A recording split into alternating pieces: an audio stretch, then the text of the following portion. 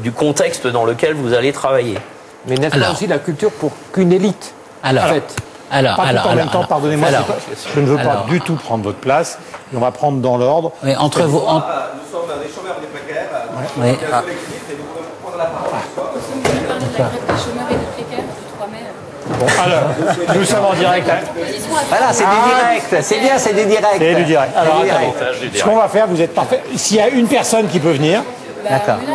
Bon, d'accord. D'accord. Voilà. Non, mais j'ai l'impression d'avoir vécu ça 15 fois.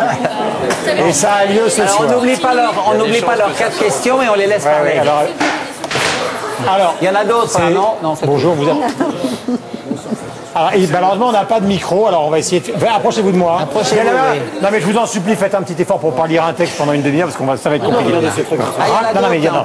De quoi il s'agit, précisément? De la grève des chômeurs, qui aura lieu le 3 mai, à Paris, à Rennes, à Tours, à Nantes et à Montreuil, et à Brest, le 3 mai. D'accord. Donc on va vous lire le texte. Ah non, vous êtes adorable, non, vous êtes très gentil. Non, mais soyez... On en a marre de la culpabilisation et de la mise au travail forcée. Oui, mais ne criez, c'est pas la peine de crier. Ne lui criez pas dans les oreilles.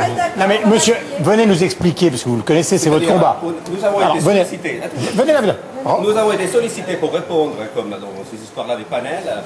On connaît la procédure, on a répondu, on a dit pourquoi on n'irait pas. Voilà, on se retrouvait à devoir répondre à des questions déjà toutes faites. Donc on s'est dit, on va y aller sans aucune violence. Il n'y a rien de violent. Librement la parole. Donc c'est un petit texte qui parle de la situation des chômeurs des précaires aujourd'hui en France. Et je pense que c'est plutôt démocratique. Non, mais attendez, d'accord. Monsieur, on vous a entendu. Les gens, c'est pas des questions préformatées, ce sont les leurs. Je voudrais simplement qu'on... C'est messieurs, dames, en fait. Voilà. Alors allez-y, faites la proposition. Ne tremblez pas, tout va bien. Je ne tremble pas. Normalement, c'est moi qui devrais trembler. Non, mais... Allez-y. On en a marre de la culpabilisation et de la mise au travail forcée. Nous avons besoin d'inventer ensemble une grève des chômeurs, une grève de tous les précaires. Nous appelons à commencer dès le 3 mai. Ce n'est pas parce que nous n'avons pas d'usine où nous retrouver qu'on ne va pas s'organiser. Mais ce serait quoi une grève des chômeurs? Ça commencerait par un mouvement de refus. Refus de nous laisser harceler, mobiliser, culpabiliser, insérer de force. Les réformes de Pôle emploi ou du RSA cherchent à nous coincer un par un pour nous faire accepter des emplois de 10 heures par semaine, payer une misère dans les secteurs les plus difficiles. D'accord, mais maintenant on arrête, pardonnez-moi, parce que... Non.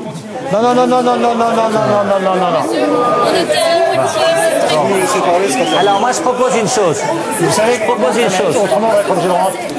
Non mais, attendez. Non mais qui en est un qui vienne ici avec nous? Propose une chose. On a une émission d'une heure encore. Revenez tout à l'heure à la fin de l'émission avec un truc plus court, parce que vous pouvez pas prendre non plus tout le monde. Bon, d'accord. Voilà, terminez, mademoiselle. Pardonnez-moi, monsieur le ministre, terminez. Il faudrait accepter n'importe quel travail sous peine de perdre une allocation de survie. Rappelons juste que monsieur Sarkozy vient de proposer, encore une fois, de couper les allocations aux familles dont les enfants seraient suspectés d'absentéisme. Et qu'en plus, nous soyons reconnaissants. Devrions-nous avoir honte de ne pas savoir nous vendre à n'importe quel employeur?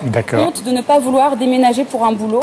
Honte de ne pas accepter tout et n'importe quoi? Mademoiselle. De ne pas plier en somme de... Mademoiselle, mais j'ai pas du tout l'intention.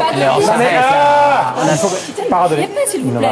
Je regrette. Franchement, nous avons mieux à faire. Je crois que Bernard laisse-les jusqu'au bout, n'est pas très loin. Non, mais on n'est pas là pour lire un texte. C'est aussi intéressant que l'avait dit M. Mitterrand. C'est pas mieux à faire que ce que l'on exige de nous. Voilà pourquoi nous refusons d'être suivis, contrôlés, managés, culpabilisés, radiés. Pendant ce temps, on renfloue les banques avec l'argent public et on ose nous dire qu'il va falloir se serrer la ceinture. Mademoiselle. En 2010, 1 million supplémentaire de chômeurs. Non, on va pas aller jusque-là, c'est très long. Une fois de plus, nous servirons de prétexte à des débats d'experts sur les travailleurs pauvres qui décideront à notre place ce qui est bon pour nous. La grève des chômeurs et précaires, ce serait dès maintenant ne pas rester isolés. Sortir des eaux glacées du calcul égoïste dans lesquels on nous plonge. La grève des chômeurs et précaires, ce serait décider ensemble d'enrayer une machine à précariser, faite pour nous manager à mort. Nous appelons tous les travailleurs précaires, les intérimaires en colère, les intermittents du spectacle et de l'emploi, les saisonniers, les stagiaires démotivés, les étudiants désorientés, les retraités en mal de revenus, les sans-papiers, les licenciés preneurs d'otages, les travailleurs forcés, les volcans fraîchement réveillés à se rencontrer, à discuter dans les queues des caves, des pôles emploi, dans la rue, partout. Déjà, à Rennes, Brest, Paris, Montreuil, Tours et dans d'autres villes, des précaires et chômeurs s'organisent, que 1000 collectifs fleurissent sur les parcours du plein emploi. Le 3 mai. Le 3 mai, la grève des chômeurs commence. Voilà. Merci beaucoup. D'accord. Merci.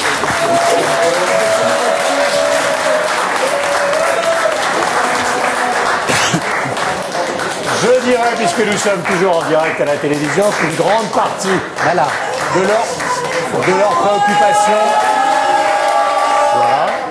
de leurs préoccupations rejoignait la question posée par Bernard tout à l'heure. Voilà. Sur le rôle qu'on peut jouer dans un gouvernement dans une période qui est extrêmement difficile. Oui, je dirais une autre chose. C'est que c'est une émission en direct. Les émissions en direct sont... peu de silence, merci. Juste un petit insert. Les émissions en direct sont devenues rares à la télévision. Elles sont devenues rares à la télévision et la télévision est très formatée. Vous répondez à quelqu'un dans un interview, c'est pas le cas là en l'occurrence, mais vous répondez souvent à son oreillette. Et en fait, vous répondez à des gens qui sont dans une régie que vous ne verrez jamais. Et par ailleurs, très souvent, les émissions sont diffusées le lendemain ou un jour après, c'est-à-dire elles sont formatées. Là, c'est une émission en direct. Alors, les émissions en direct, il y a un risque. Il y a celui qui vient d'arriver, c'est-à-dire qu'il y a des gens qui ne sont pas prévus qui viennent parler. Mais en même temps, ça a quelque chose d'assez sain, finalement, parce que quand même, il y a une prise de parole, même si on n'est pas d'accord. Et ça, en l'occurrence, moi, je suis pas tout à fait d'accord. Et je suis pas tout à fait d'accord avec le fait que 4 personnes se soient dérangées et soient venues pour exposer des questions auxquelles ils ont réfléchi et se retrouvent un peu parasités. Mais en même temps, ça correspond vraiment à une angoisse. C'est-à-dire qu'on ne peut plus prendre suffisamment la parole. On ne peut plus suffisamment s'exprimer. Et on ne peut plus suffisamment être entendu. Alors moi, ce que j'essaye de faire, je vais répondre globalement à vos deux questions, Bernard et Gérard. Moi, j'essaye de développer une idée à laquelle je tiens